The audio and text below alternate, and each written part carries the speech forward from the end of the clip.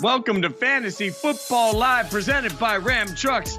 Sal Vetri, Andy Behrens, I'm Jason Fitz. Just when you thought your fantasy football life couldn't get any more difficult, it has. Bye weeks are here. We've got games early on Sunday morning. If there's ever been a week early in the season that just makes you want to drink, Andy Behrens, we've already hit it, because between the injuries and now the fact that we have 4 teams on bye, we'll get to a lot of that throughout the course of this show.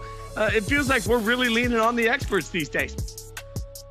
Yeah, I'll just say I'm starting some unspeakable names. I feel like every week we have a conversation about just how terrible my lineups are getting, and it's like, you know, most of the league is injured right now, and the players who aren't injured happen to be on bye this week. We have this is a tough way to break us into the bye weeks. I'll say that.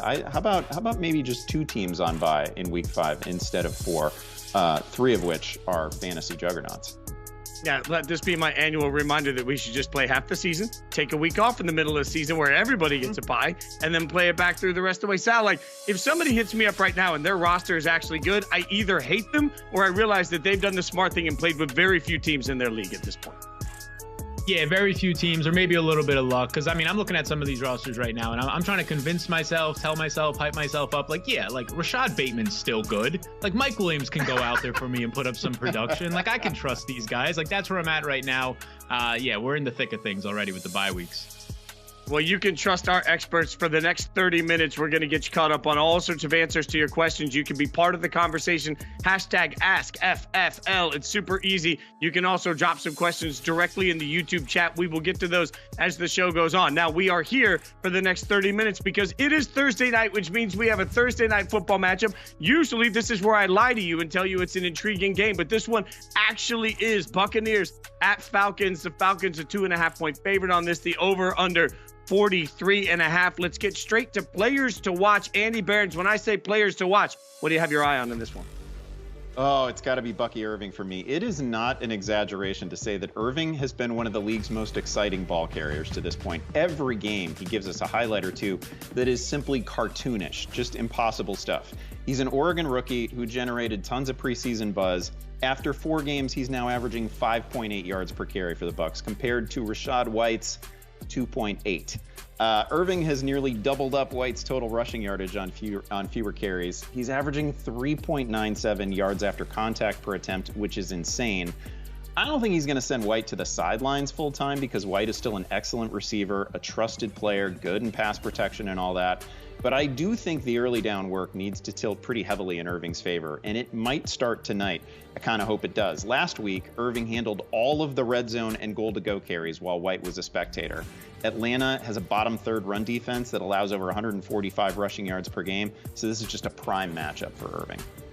Yeah, and that's why my player to watch is the gentleman you just mentioned, Rachaad White. I do think we have to be aware of the fact that his touches right now have sort of normalized. If you look around the last few weeks, he's averaging about 12 touches a game when you include the receptions and you include the rushing attempts. But this is Thursday Night Football, so what do we hammer home all the time? On Thursday Night Football, you see teams gravitate to run the ball more, and this is a favorable running matchup. So I like Rachaad White to get more touches in this matchup than we've seen over the last couple of weeks. That gives him opportunity. This is not to say that suddenly the Buccaneers are changing who they are offensively. I just think, as I stress every week, when you've really had one practice and one run-through, walkthrough, you're just going to do whatever's easiest for you. That means Rachaad White gets a bunch of carries in this game. I think he gets the opportunity to see some real workload. Sal, give me somebody you've got your eye on.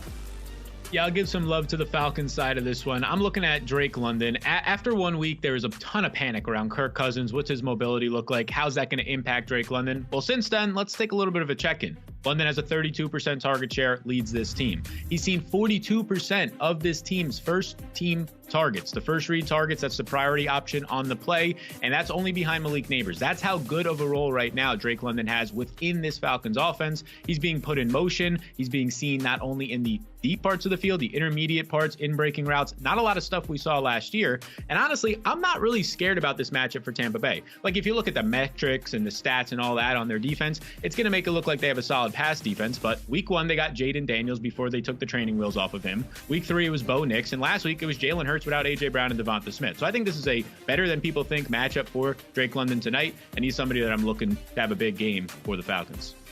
Those are players to watch. Let's go from that to props to watch. This is where we like to give you the opportunity to hopefully win a little bit of money. Props to watch. Sal continues to dominate. He's gotten this right 3 times out of 4 games that we've done so far. So, Sal, since you are the only one of us that seems to know what you're doing at this point, you, my friend, can pick first.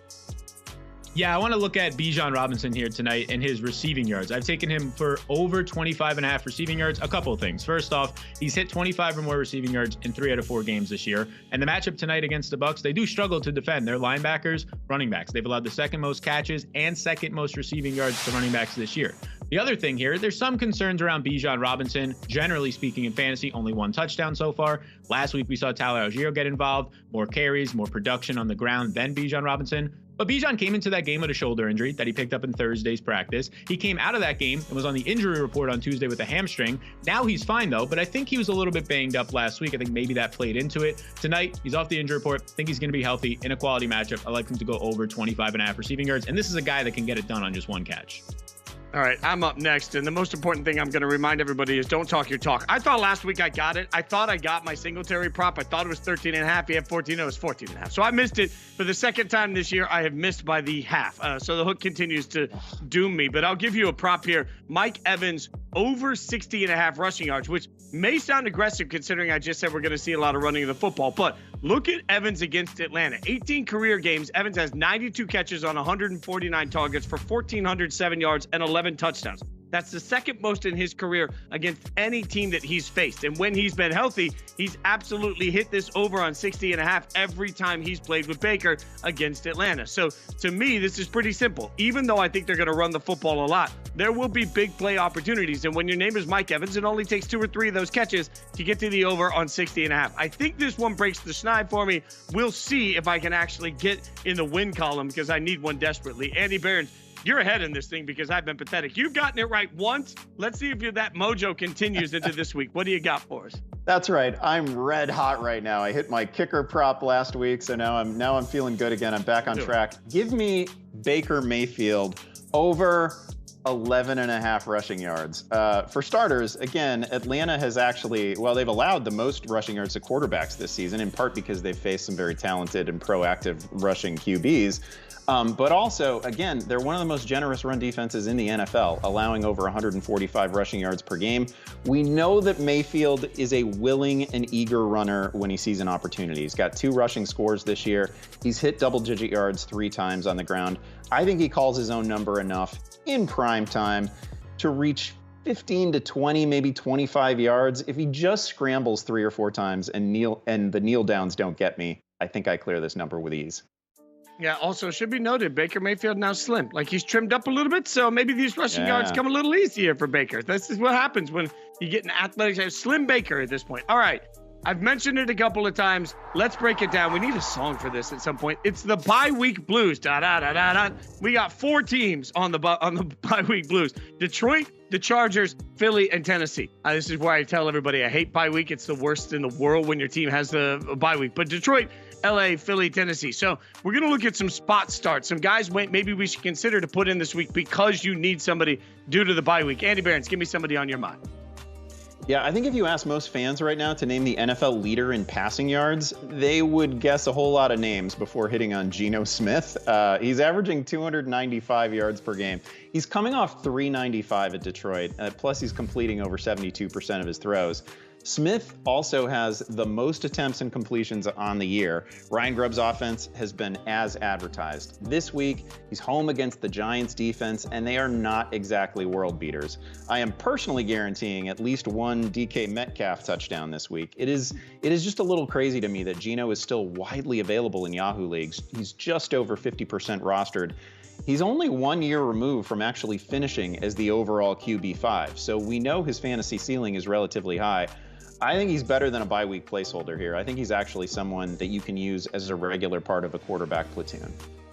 I just want Dan and everybody that does great work behind the scenes to cut the I am personally guaranteeing so that if it doesn't happen, we can get it over and over. And so I am personally guaranteeing. I am personally guaranteeing. Like just watch the demise of that as it happens. Sal, give us somebody out that you're looking at for a spot start due to buys. Yeah, running back position, Javonte Williams. This is the only time during the bye week blues that I'll probably be speaking highly from a fantasy perspective of Javonte. If you in the summer, didn't really want him in those summer drafts. So far this season, if you looked at my rankings week 1 through 4, you're probably not really feeling good about Javonte Williams. But this week, he's a top 24 running back because of the buys and a couple other reasons. First off, we saw last week Tyler Bidet was actually seeing first quarter usage ahead of Javonte. That was scary, but then Bidet went down with an injury. He's not practicing so far this week, trending not to play. So Javonte's role, at least in terms of, 15 plus touches, should look good. And then the second part, Fitz cover your ears. He's facing the Raiders this week. They allowed the 3rd most rushing yards per play to opposing running backs this year. It's a nice matchup for Javonte, who actually started to get going last week. In the second half of a bad weather game, he totaled 80 total yards. He had 6 yards per touch. And I think this is a spot where we can actually see the Broncos move the ball downfield more than other weeks, and that could lead to a touchdown opportunity. So Javonte's a top 24 back, and he's a guy that I'm looking to play this week. If you ever wonder why they make us do this show in separate locations, it's because every week Sal finds some play against my beloved Raiders, and I would scream like a petulant child if we were doing this in person. I might slap fight him. All right, Andy, save me from myself. Give me somebody else.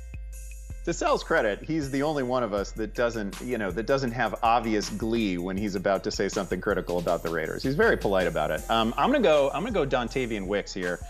And he gave us a wild ride last week, right? He dropped multiple passes, but also caught multiple touchdowns in that shootout against the Vikings. It was pretty obvious last year that Wicks was just a phenomenal separator, but he's been part of that crowded Green Bay receiving room. The usage tree got a little bit easier to understand last week when Christian Watson went down with an ankle injury. Wicks played 76% of the snaps, drew 13 targets. Again, he dropped a few of them, but he made 2 house calls. So if you just scooped him up this week on waivers, you probably can't bench him in the matchup with the Rams. That is a defense that allows 9.1 yards per pass attempt, so it's a great spot for Wicks. All right, Sal, give us one more, and I swear to God, if they play for the Broncos, I'm walking out. No, we're sticking with the Packers here, and we're going to the tight end position. Tucker Kraft, another popular waiver ad this week from the Green Bay Packers. I was in leagues where I saw him go for 30 to 40% of people's fab budgets. That's just the state of the tight end position right now. He showed a pulse, but he has more than that. This is a great real-life player as well. He gets on the field. He's an awesome blocker in his second year, and that's important in Matt LaFleur's run-blocking scheme because you got to be on the field, you got to be able to block, and that's going to set up play-action opportunities. Right now, through 4 weeks, Tucker Kraft leads all tight ends with 50% of his targets going off of play action. Those are highly efficient targets for any tight end that's ran at least 20 routes this year. And like Andy just said, it's a quality matchup against the Rams. They're giving up the most passing yards per passing play this year. Tucker Kraft's in a nice spot, and he's a top 10 tight end. Start him over Kyle Pitts, Mark Andrews, Pat Freiermuth, and all those guys. All right, let's help some users out now that are submitting some questions. We've got some make your pick opportunities as we will take a look at some of the submissions that we got from the worldwide interwebs. And we start with Rush coming in. Very simple name. Rush says to us, pick 2 of 4. Godwin, we're pulling it up here. Godwin, BTJ, MHJ, Pickens. Andy Behrens, what do you got here? That's a lot of J's there. Well, first of all, I'm going Godwin tonight. I think that's an easy one. He's been terrific this season. Working mostly from the slot, but they're doing fun stuff with him. He's got 3 touchdowns. He's an easy play. The rest of this mess, I'm probably going Marvin Harrison Jr. He's simply been too good. Arizona's a weird team. Like, they save all their best stuff for their first drive of the game, but that first drive often ends in a Harrison Jr. touchdown. So let's go there. All right, next question comes from Roger Rabbit 97. Says, going back and forth trying to figure it out. Full PPR, flex wide receiver 3 spot. Need to pick 2 of 4. God, that's a lot of details. Moss versus Baltimore, Bucky versus Atlanta tonight, Wandell versus Seattle, Dubs versus the Rams. So I should say Dobbs versus the Rams. Ask FFL. Sal, what do you think? Yeah, so there's a lot of if-then statements here due to some of the injury stuff this week. I'll start with saying Wan'Dale Robinson is a guy that you want to start, and I'm reluctantly saying that. I don't believe in the Wan'Dale Robinson stuff right now. He's getting a lot of targets, though, top 5 in the NFL. And the big piece here is Malik Neighbors is trending to miss, still not practicing from the concussion protocol. If he doesn't go on Friday, he's probably not going to play in this week's game. And then Wan'Dale is probably just going to be guaranteed to a 25 to 30% target share. The next piece here, I want to play Romeo Doubs, but he hasn't practiced this week. Romeo Doubs, dating back to last season, season at the start of 2023 with Christian Watson off the field. So that doesn't just mean out of the game, but just off the field. This is a situation where he leads the Packers in targets from Jordan Love. I think that's kind of sneaky. He's a guy that they trust in the red zone, downfield. We saw that in key situations all of last year and at times this year. If Dobbs is out, though, you're left to two guys, a guy tonight in Bucky Irving and Zach Moss. Well, Bucky's going to play, so I don't want to pick him. Zach Moss will be kind of your security blanket if Romeo Dobbs doesn't go. Brandon Yost with the next question. Ask FFL. 2 spots for London, Pickens, DJ Moore. Who should I sit? Andy Behrens, what do you think? I feel most confident here in London. Sal discussed him earlier. I think it's a good spot tonight. People get a little bit leery about starting their guys on Thursday night, but I'd feel pretty good there. The one I'm sitting is probably going to be George Pickens, and this could obviously burn me because he's playing really well, and he's clearly made strides. And Justin Fields is coming off a pretty good game. But, you look at that one against Dallas, and I just think the Steelers are going to try to run all day because that has certainly worked against the Cowboys. That's a banged-up defensive front. So I don't see as much upside to that passing game. Let's get a YouTube question in real quick here from Alex P. YouTube question says, no, I guess we're getting vote for – no, Alex P. We're going Alex P. On YouTube says, half PPR, 1 running back, 1 flex, Rachaad White, Bucky Irving, Justice Hill. What do you think, Sal? Oof. Out of these options, I'm going to be going with Bucky Irving tonight. I think the split between Rachaad White and Bucky Irving will be closer than people expect, but the efficiency that you're seeing out of Irving right now, even if he still sees 1 or 2 less touches than Rachaad White tonight, Rachaad White getting healthier off of an illness last week, I'll go with Bucky Irving. Just think the efficiency is better. All right, we'll get more of your questions into the hurry-up offense at the end. You know that's coming. In the meantime, let's take a look at the Week 5 injury report. Some of the biggest names out there that have landed on the injury report across the spectrum of the NFL. And we'll start with some running backs here. We've got Joe Mixon, ankle injury, did not practice today. Devin Singletary, groin, DMP. Brian Robinson Jr., DMP with the knee. Austin Eckler should be noted, concussion, logged to full practice, trending towards a return. Jonathan Taylor, ankle, didn't practice. Andy Behrens, let me ask you a question here. Joe Mixon means maybe more acres. We comfortable with that? No, we are deeply uncomfortable with that, and I can tell you that as somebody who's been I talked about the unspeakable names in my rosters. Cam Akers has been one of those names. It's been rough. He's not Joe Mixon. He can't do Joe Mixon things. Part of you wants to say, okay, I saw what Derrick Henry just did to Buffalo, and this seems like a good spot, but man, Cam Akers is a long way from Derrick Henry. So I wouldn't want to go there. I'm still holding that hope that we might get Joe Mixon. It seemed earlier in the week that the vibes were good. He was a limited participant in practice last Friday, which is usually a good sign for this week. So hopefully he can return tomorrow. If he can't, no, I would look for alternatives to Cam Akers. Also, you guys could text me offline and tell me what I should do in my league where I have Joe Mixon and Zamir White as my 2 running backs. I'm done. I'm over. All right, let's bring up the wide receiver injuries next. Khalil Shakir, ankle injury, missed back-to-back practices. Devontae Adams, we know, hamstring, unlikely to play. There's also a trade request looming over that. Tank Dell with a chest injury, logged 2 practices this week, so trending towards a return. Malik Neighbors with a concussion. Malik feels like, Sal, it feels like this is one of those things, as much as we're all in love with Malik, we may not get a solid answer on this one until even Sunday morning. Yeah, I'm on average, it's taken 8 days for guys to come back from concussions. He got the little mini bye on Thursday Night Football. So technically, there's a greater chance that he could play, but concussions are different for everybody. It's going to come down to the Friday report. If he's out on Friday, I'm not expecting him to play. It'll be a game time decision thing, but I don't think he's going to clear by the time I think he has to midway through the day on Saturday to be able to play. Let's turn to our fantasy game changers for this week, powered by Ram Trucks, where we're identifying some of the most impactful players in one of the top fantasy matchups on the schedule. We took a look at the Baltimore at Cincinnati matchup here, which is a huge one for that division, huge one for the AFC. Baltimore favored by 2.5. The over-under on this one, 49.5. Should be noted, this game is in Cincinnati. So we don't care about all of this. We just care about who can change the game, no matter what. Andy Behrens, I can't imagine who you would pick first in this list. Yeah, I got to go Derrick Henry here, right? He's cleared 150 rushing yards in back-to-back weeks in games in which the Ravens haven't even bothered to throw. Lamar Jackson has attempted only 33 passes over these last 2 games. You don't need an expert to tell you to start Derrick Henry, obviously. I'm just here to rave about what he's doing at age 30. He's averaging 120 rushing yards per game, leads the NFL in touchdowns and rushing yards, and he's averaging 6 yards per carry. So if that sounds like a vintage Derrick Henry season, you're not wrong. That is what we're getting. Henry is about to face a Cincinnati defense that has offered very little resistance this season, that currently ranks number 26 against the run. Very good chance that we get another week in which Baltimore just tries to run and time of possession their way to a win in this one. It has been a very good formula for the last 2 weeks. That obviously shakes out very well for King Henry. Yeah, I'm pretty sure we could put pads on producer Dan and he'd still get 100 yards against the Bengals defense. So my guy that I'm not worried about no matter what, my fantasy game changer, certainly in the same vein, is Isaiah Likely. And hear me out, because this sounds weird. I know the numbers are way down, but what have we seen? It's like a Baltimore offense right now that is just running the football. And I do believe that the Bengals, knowing that, will come in and commit absolutely everything they have to trying to stop that run game.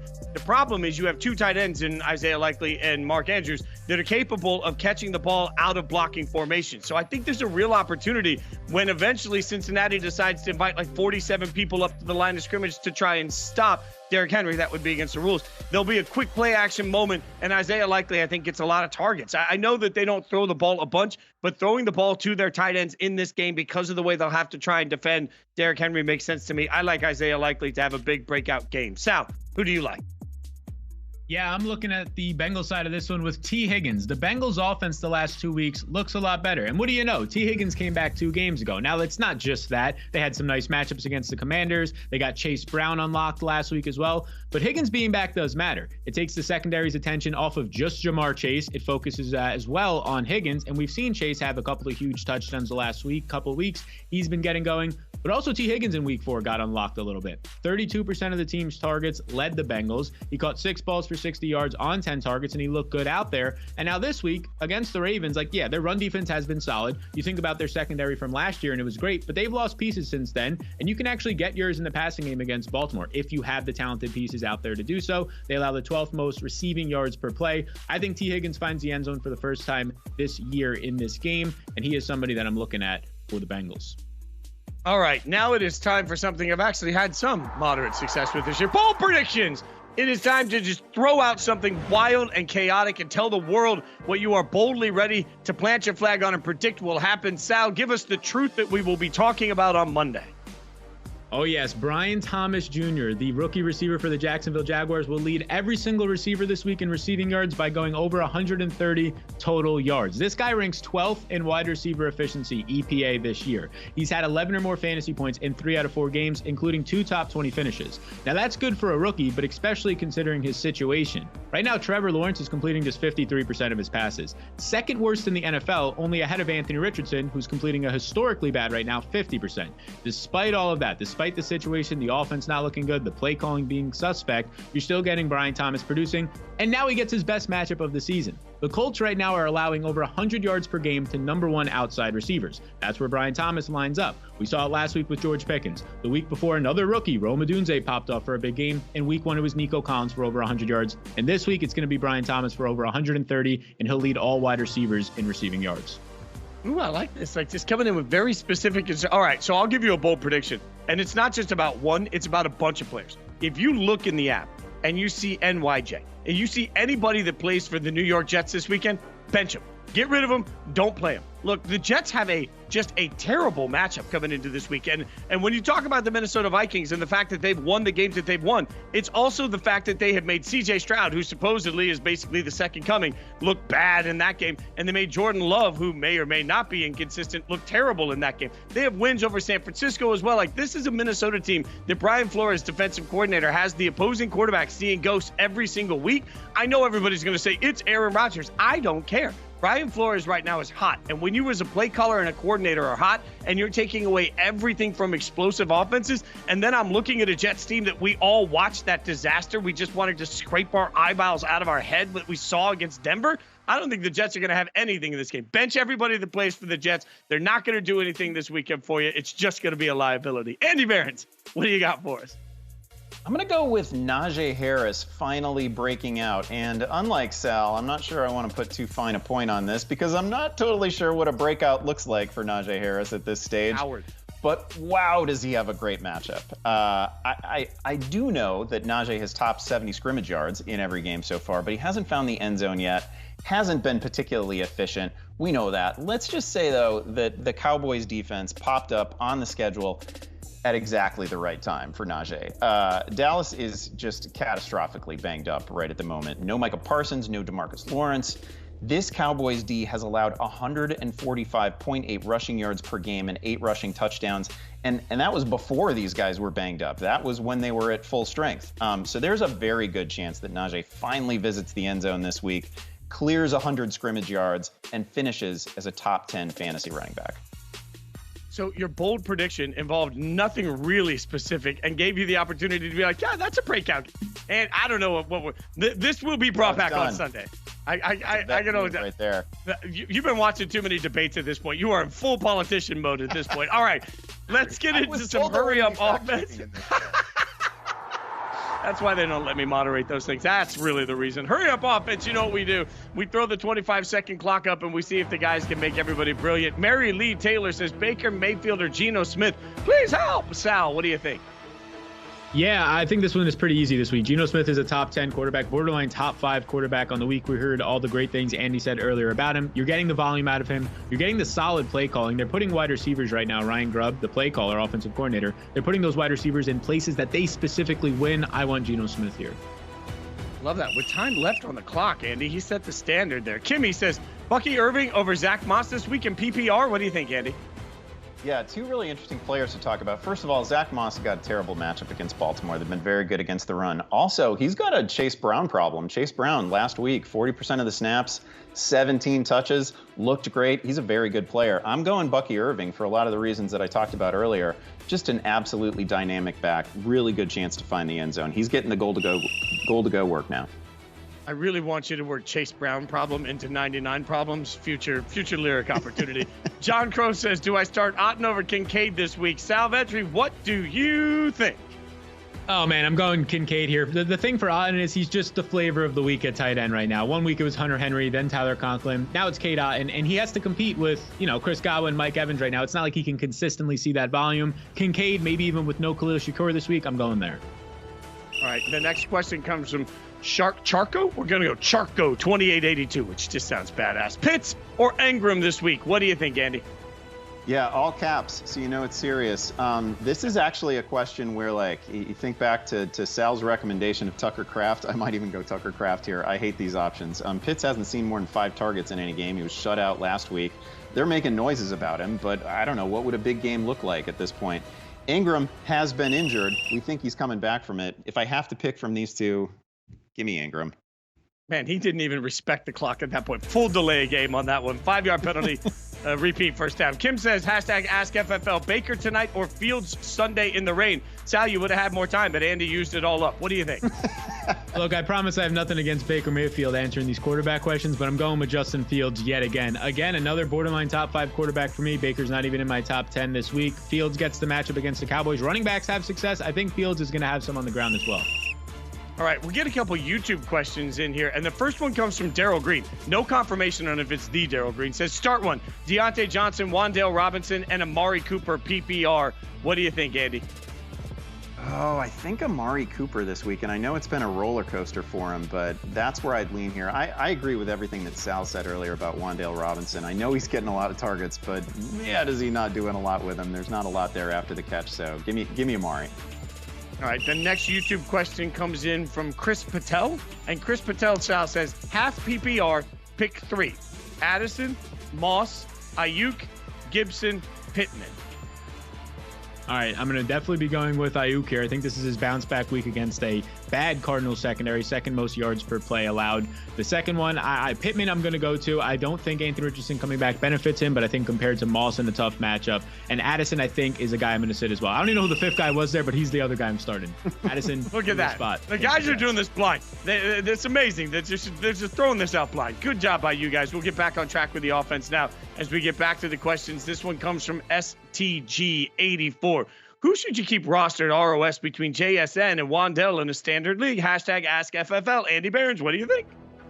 Yeah, especially in a standard league, I think this has to be JSN. I mean, Wandale's format is full PPR. You're really only banking on the fact that Daniel Jones is looking at him, 10 times, 12 times a game, seemingly on every third down. JSN is the guy I want. I want shares of that Seattle offense generally. All right, we'll get one more in here, and that comes from Jonathan Chang. Says, in a deep league where Liggett somehow cleared waivers, needing to decide whether I should keep Jacoby Myers banking on Adams leaving or picking up Liggett right now. What do you think, Sal?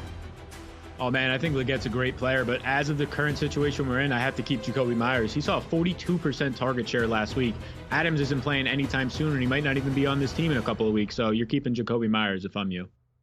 All right, here's what I know. Don't forget, not only is this bye week, but before you get confused, we have football early on Sunday because of the Jets-Vikings game that's from London. Kickoff is at 9:30 a.m. Eastern. So make sure you get your fantasy leagues set up. Your roster's got to be done nice and early in the morning, 9:30 a.m. While you're getting your donuts and your eggs, go out there and make sure that you get your roster set up. But then, after they're set, throw us up on the second screen at noon Eastern. We will take you, as we always do, every single Sunday from noon to 1 with all of the late-breaking news that you need for your fantasy lineup. On behalf of everybody that makes this show happen every single week that we love and appreciate, Andy Behrens, Sal Vetri, I'm Jason Fitz. We appreciate you watching Fantasy Football Live, presented by Ram Trucks.